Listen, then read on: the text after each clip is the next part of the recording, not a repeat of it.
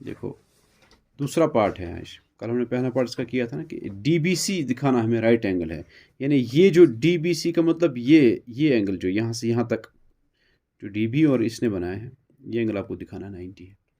आपने कल ये दिखाया, इसका पहला पार्ट जो है उसमें हमें दिखाना था कि A M C is congruent to triangle B M D.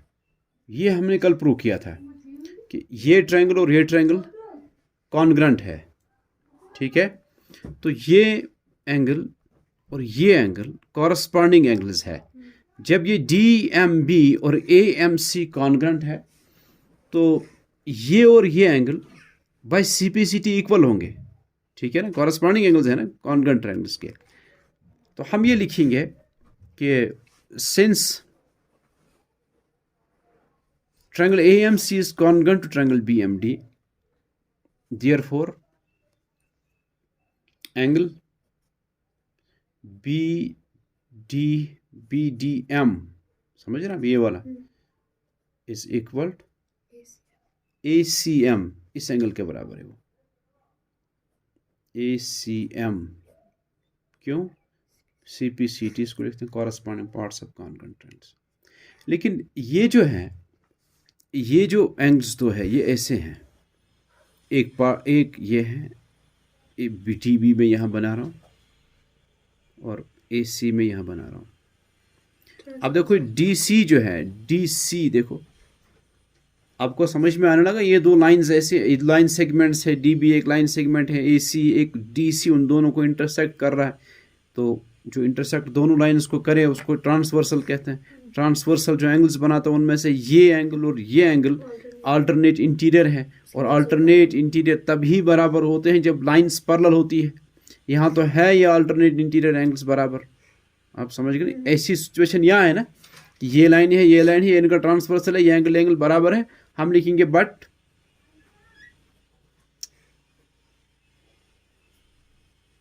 these are alternate interior angles।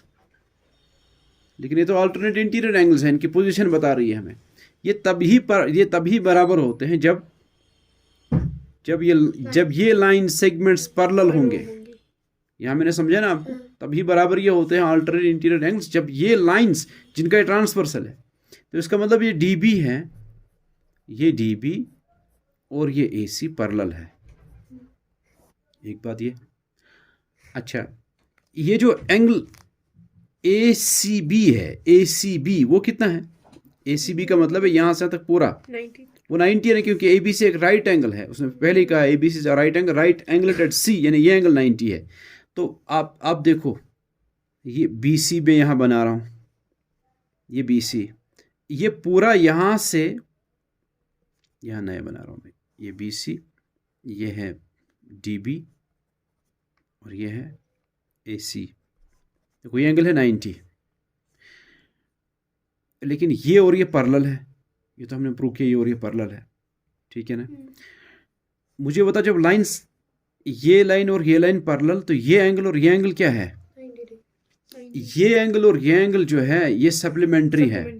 इनका सम 180 है, इनका सम 180 है।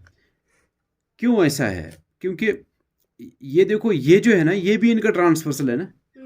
ट्रांसवर्सल तो ये भी, इसने भी टच किया ना दो जगहों पर। तो ये जो ये एंगल और ये एंगल है, ये है इंटीरियर ऑन सेम साइड, ये है इंटीरियर ऑन सेम साइड, ये सप्लीमेंट्री होते हैं, यानी इनका सम 180 होता है। अच्छा उसमें से ये 90 है, तो ये कितना होगा? 90, क्योंकि तभी तो 180 आएगा ना। तो हम लिख सकते हैं बट, या उसके बाद आप ऐसे लिखो कि एंगल यहाँ पर, देयरफॉर जब ये लाइन और ये लाइन पैरेलल है तो इस एंगल का एंगल ए सी बी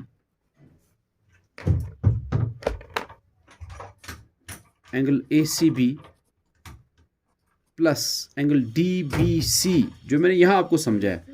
असल में तो ये फिगर है ना अलग, मैंने तो इतना ही बनाया, यहाँ बी सी को बनाया, डी बी को और ए सी को बनाया। A C B plus angle A C B, नहीं गलत लिख रहा हूँ मैं, angle A C B plus angle, ये वाला एंगल जो है DBC, DBC, इनका सम है 180, ठीक है ना। जब ये पैरेलल होंगी लाइंस तो इन दो एंगल का सम 180 है, जो मैंने यहाँ आपको समझाया, ठीक है जी, क्योंकि ये interior angles on same side है इसलिए 180 है ये। तो उसमें से ACB ये एंगल है, ये तो है 90, प्लस एंगल DBC